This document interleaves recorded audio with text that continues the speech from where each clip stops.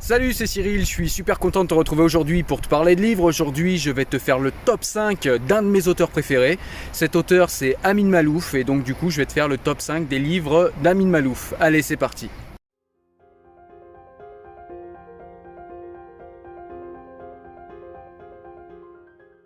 Alors déjà, ce qu'on peut dire, c'est qu'Amin Maalouf est un auteur franco-libanais qui est à l'Académie française. Et c'est un auteur de talent, c'est comme je te l'ai dit, un de mes auteurs préférés. Il a écrit tout un tas de livres, moi j'ai lu toute son œuvre. Et il y a vraiment beaucoup de livres que j'aime. Alors le top 5 que je te fais là, il est vraiment subjectif, hein. C'est les livres qui m'ont le plus parlé à moi. Mais il y a vraiment, toute l'œuvre d'Amin Maalouf est vraiment une œuvre extrêmement intéressante. Il y a quelques essais, il y a beaucoup de romans historiques. Et c'est vraiment un auteur qu'il faut avoir lu. Alors pour commencer, on va commencer par le 5e livre de ce top 5 et ce livre c'est Le Périple de Baldassare. Donc dans ce roman historique, Amin Maalouf nous conte l'histoire d'un commerçant, d'un Génois en fait, qui est dans un premier temps, c'est un Génois qui a émigré dans les pays du Levant et ce Génois en fait est un commerçant. Et donc du coup il va vendre un livre en fait. Enfin, d'abord quelqu'un de son village va mourir et va lui léguer un livre. Voilà, donc ce livre, c'est le livre des 98 ou 99 noms de Dieu. Et donc lui, Baldassare, c'est un commerçant, il va mettre ce livre à la vente sans comprendre l'importance de ce livre. Et du coup, il va vendre ce livre à un occidental, un chevalier occidental qui lui est au courant de l'importance de ce livre. Et donc du coup, il va partir avec ce livre. Et quelques jours plus tard, Baldassare, notre commerçant, va se rendre compte de l'importance de ce livre. Et donc du coup, il va partir à la recherche de l'occidental à qui il l'a vendu, puis il va essayer de récupérer ce livre.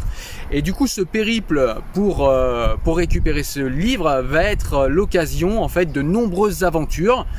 Et ce qui va être intéressant dans les aventures de Baldassare, c'est tout simplement déjà que les événements et les aventures de Baldassare ont lieu en l'année 1665, soit la veille de l'année 1666, qui a été considérée par énormément de juifs et de chrétiens comme l'année du diable. C'est-à-dire que les populations de tous les pays du monde étaient inquiets à l'approche de cette année 1666, qui signifiait pour eux l'année du diable, peut-être l'année de la fin du monde, et tout le monde était complètement hystérisé autour du fait religieux. Et ce qu'il y a d'intéressant, c'est que Baldassare, lui, c'était quelqu'un qui n'était pas forcément très croyant, c'était plutôt un rationaliste, matérialiste, quelqu'un qui était un commerçant, qui était quelqu'un de plutôt éthique, qui était un bon bonhomme avec des bonnes règles morales, mais qui n'avait pas forcément de croyances très poussées et pas forcément une confiance aveugle en la religion. Et du coup, il va être forcé lors de son périple et lors de ses années, parfois de se positionner sur ses croyances, de se positionner sur ce qu'il pense de la fin du monde, ce qu'il pense de Dieu, etc. Et c'est ce que j'ai trouvé super intéressant parce que ce pauvre Baldassare, il va lui arriver plein de choses et lui, il va être dans une position médiane. C'est-à-dire que c'est quelqu'un qui va croire en Dieu, mais voilà, il n'est pas toujours très sûr que les religieux, que les théologiens nous disent la vérité.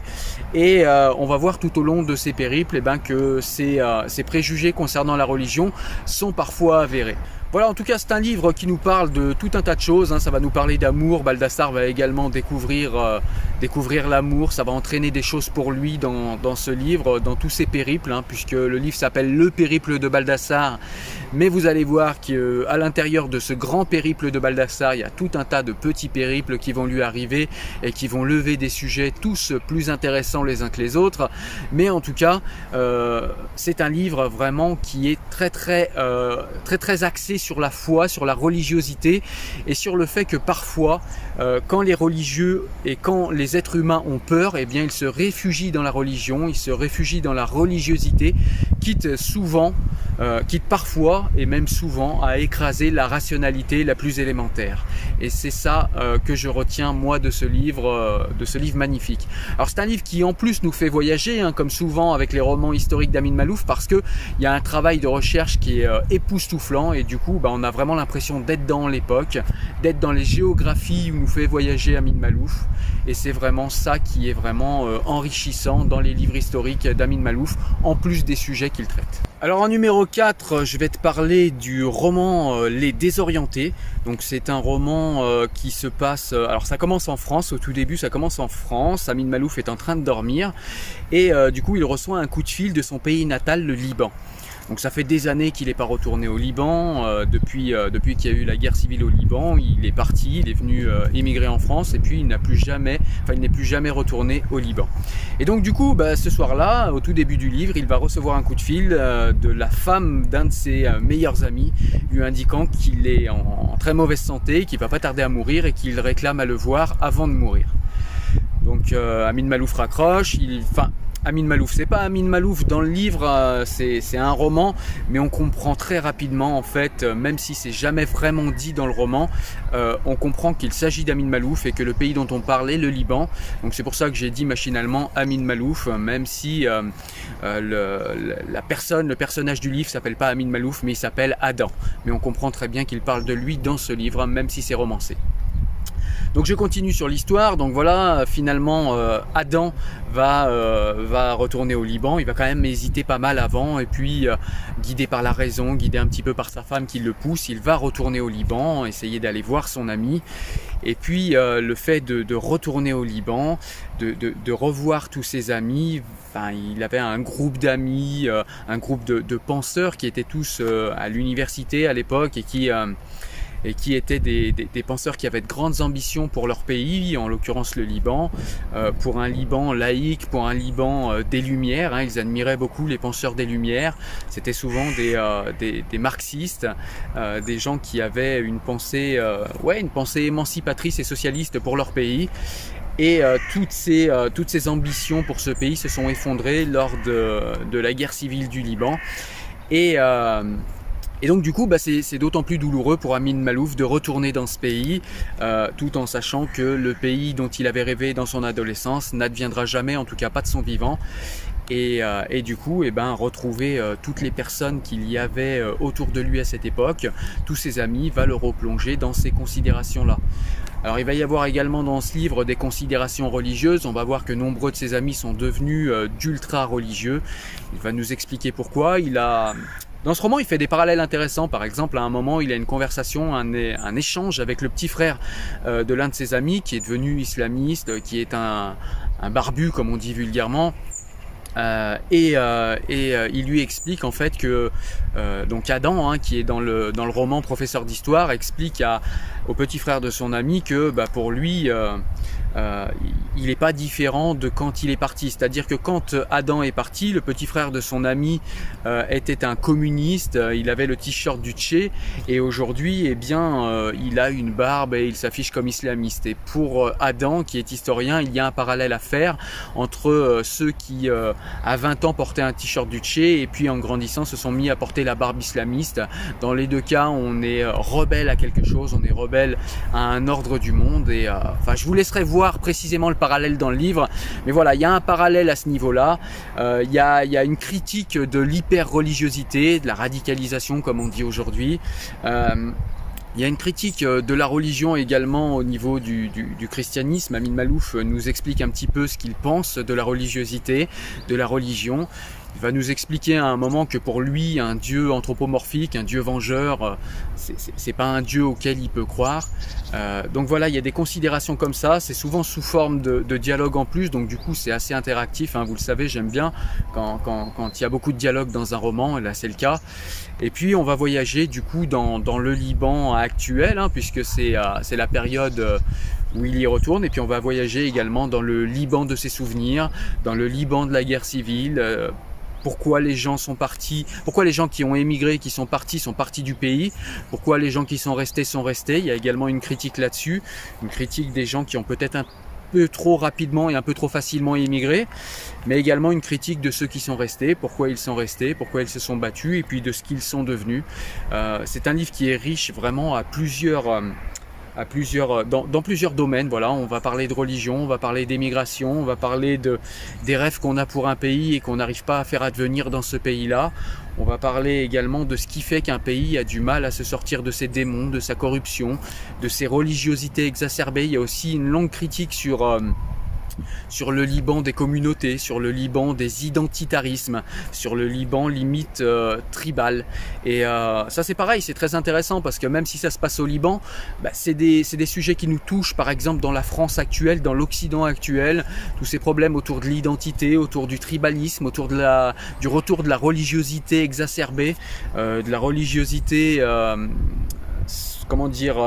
fusionner avec l'identité. Parfois certaines personnes se réclament d'une religiosité pour seule identité, c'est-à-dire que la religion recouvrirait la totalité de leur identité, et tous ces sujets sont traités dans ce livre. C'est extrêmement riche, en plus c'est un livre qui est merveilleusement raconté, qui nous fait beaucoup voyager, qui nous fait comprendre de manière complexe, nuancée les problèmes, les travers et puis la guerre civile du Liban. Alors en troisième position, je vais parler d'un essai cette fois-ci, donc c'est le Naufrage des civilisations. C'est l'essai qui est sorti en début de cette année, début d'année 2019, et c'est le dernier essai d'Amin Maalouf, et c'est un essai qui est, moi je trouve, vraiment très éclaircissant pour voir quels sont les défis de notre époque actuelle. Donc au début du livre, on va partir du Levant, du Liban natal d'Amin Maalouf, il commence toujours par là. Il va raconter un petit peu l'histoire de ses parents, les tensions qu'il y avait, les tensions géopolitiques, les tensions religieuses, les tensions politiques qu'il y avait dans ce coin du monde à cette époque. On va parler de l'Égypte, on va parler de l'Égypte de Nasser, de l'Égypte de Nasser qui était plutôt laïque. On va parler de ce qui a mal tourné pour Nasser, de ses frottements avec les occidentaux, avec les démocraties occidentales. On va partir de ça en fait au début du livre, et puis on va élargir petit à petit à toutes les civilisations, à toutes les... c'est pour ça que ce livre s'appelle le Naufrage des civilisations, parce qu'on va parler un petit peu de toutes les civilisations, partir un petit peu dans leur histoire, voir un petit peu les rapports que les civilisations ont les unes avec les autres, et voir d'une manière assez lucide, je trouve, quels sont les défis actuels qui se posent devant nous, quels sont les grands enjeux géopolitiques, les grandes tensions géopolitiques qu'il y a eu. D'abord, on va reparler des tensions entre les États-Unis et l'URSS, et puis de ce qui est advenu lors de l'effondrement de l'URSS, et puis quelles sont les tensions actuelles au niveau géopolitique, par exemple avec la Chine, quels sont les enjeux également écologiques, quels sont les enjeux également au niveau identitaire. On voit que dans ce grand village mondial, nous dit Amin Maalouf, qu'est aujourd'hui le monde, eh bien on voit qu'il y a des retours sur identité, il y a des replis identitaires, parce que les gens ont un petit peu peur de ce village mondial où toutes les identités seraient diluées dans une espèce d'identité mondiale, dans une espèce de grande... dans un espèce de grand village mondial, et c'est pas simple à vivre pour tout le monde, c'est simple pour aucun pays, et je trouve que c'est très intéressant ce genre de réflexion dans ce livre. Alors ça s'appelle le Naufrage des civilisations parce que Amin Maalouf va montrer dans ce livre, comme je vous l'ai dit, tous les travers de chaque civilisation, tous les enjeux, et également tous les possibles effondrements auxquels nous sommes confrontés au niveau civilisationnel.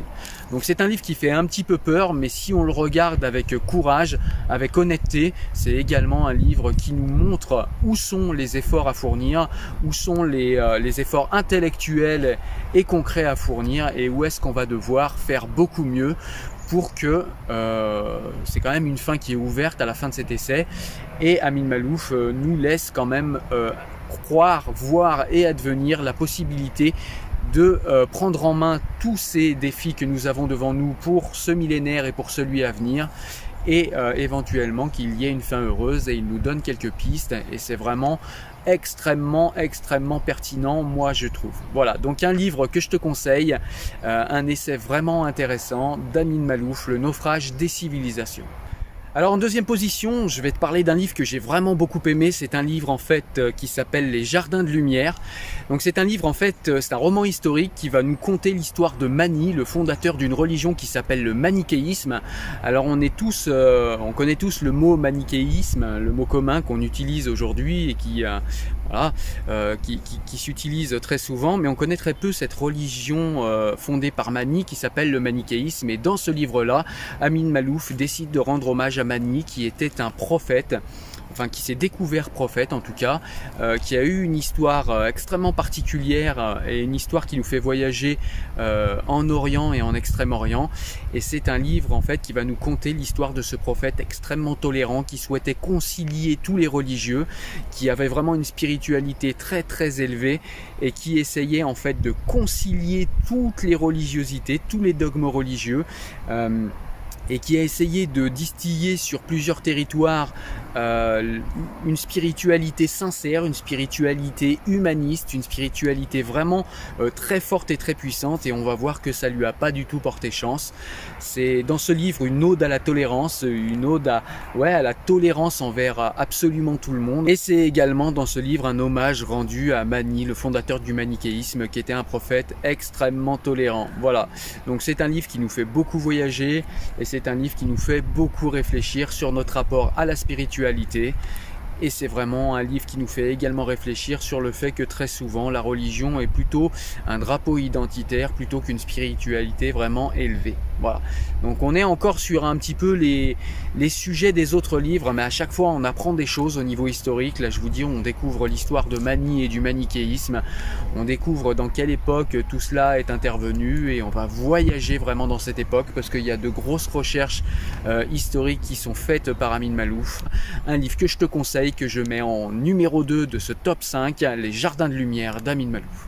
Alors le numéro 1 de ce top 5 d'Amin Maalouf, c'est un livre que je souhaiterais voir dans tous les collèges et dans tous les lycées, tellement c'est un livre extrêmement pertinent, surtout à notre époque actuelle. Ce livre, c'est Les Identités meurtrières. Ce livre est un livre extrêmement pertinent. Alors c'est un essai déjà, et dans cet essai, Amin Maalouf va nous parler des identités. Alors dans un premier temps, comme le titre l'indique, on va parler des identités meurtrières, en tout cas des façons meurtrières de vivre son identité. Il va nous donner des exemples concrets de massacres qui sont intervenus dans l'histoire et nous expliquer un petit peu pourquoi c'est intervenu comme ça, quel est le rapport entre ces massacres et la façon dont les massacreurs ou les massacrés ont vécu leur identité. Il va nous expliquer aussi que l'identité est quelque chose de complexe, que l'identité se forge par addition et non par retranchement, que l'identité c'est, comme il le dit précisément, un patchwork de tout un tas de choses qui s'additionnent à l'intérieur de nous, et l'identité c'est pas quelque chose de normatif. L'identité c'est pas une seule appartenance qui nous définirait de manière totale. Par exemple, je ne suis pas musulman, je ne suis pas seulement musulman, je suis musulman mais plein d'autres choses encore. Je ne suis pas par exemple hétérosexuel, je ne suis pas homosexuel, je ne suis pas allemand, je ne suis pas suisse, je ne suis pas végétarien. Non, je suis en fait un patchwork de tout un tas d'appartenances qui vont s'entremêler les unes aux autres, dans des degrés divers, qui donnent en fait dans chaque être humain une identité particulière et différente à chaque fois. Voilà, donc l'être est une somme de tout un tas de paramètres plus ou moins dosés selon les individus, qui vont donner une identité individuelle et particulière. Et nous avons tout un tas d'appartenances, et on peut assumer tout un tas d'appartenances sans avoir à choisir une appartenance plutôt qu'une autre, et il n'y a surtout pas des appartenances qui en excluent d'autres. On peut par exemple être musulman et laïque, on peut par exemple être chrétien et républicain, on peut être végétarien et respectueux des gens qui mangent de la viande, etc. etc.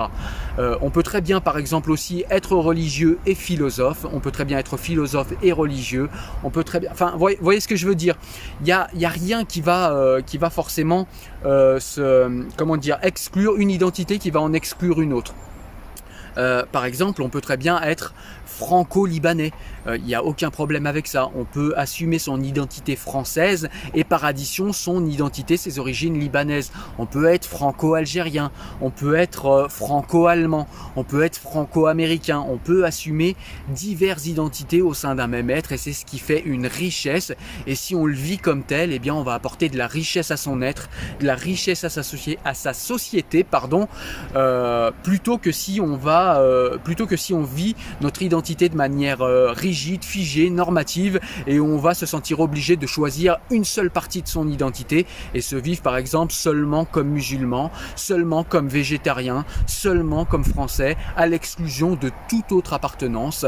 Et c'est ce type de façon de vivre son identité, nous dit Amin Maalouf, qui est une façon meurtrière de vivre son identité et il va nous expliciter tout cela de manière extrêmement précise et factuelle dans ce livre. C'est un livre extrêmement intéressant que je te conseille. Ça s'appelle Les identités meurtrières d'Amin Maalouf. C'est un livre qui est sorti en 1998 et qui est, je trouve, d'une actualité criante encore aujourd'hui. Et de plus en plus, plus les années passent, j'ai l'impression malheureusement. Voilà, écoute, j'espère que tu as aimé ce top 5 des livres d'Amin Maalouf. Alors évidemment, il y a tout un tas d'autres livres. Il y a Samarcande qui nous conte l'histoire d'Omar Khayyam. Il y a Les échelles du Levant. Il y a Origines où Amin Maalouf nous parle des origines de sa famille. Enfin, il y a tout un tas d'autres livres. Il y a Léon l'Africain également qui est un excellent livre. Voilà, enfin toute l'œuvre d'Amin Maalouf de toute façon est extrêmement riche. Mais là, je t'ai donné de manière subjective le top 5 pour moi des livres qui m'ont marqué dans l'œuvre d'Amin Maalouf. Donc voilà, j'espère que tu as aimé. N'hésite pas, toi en commentaire, à me donner ton top 5, à me donner également les livres d'Amin Maalouf que tu as préférés. C'est toujours intéressant de pouvoir échanger là-dessus. Et puis en tout cas, moi je te dis à la prochaine vidéo pour de nouveaux livres. Ciao, ciao, salut.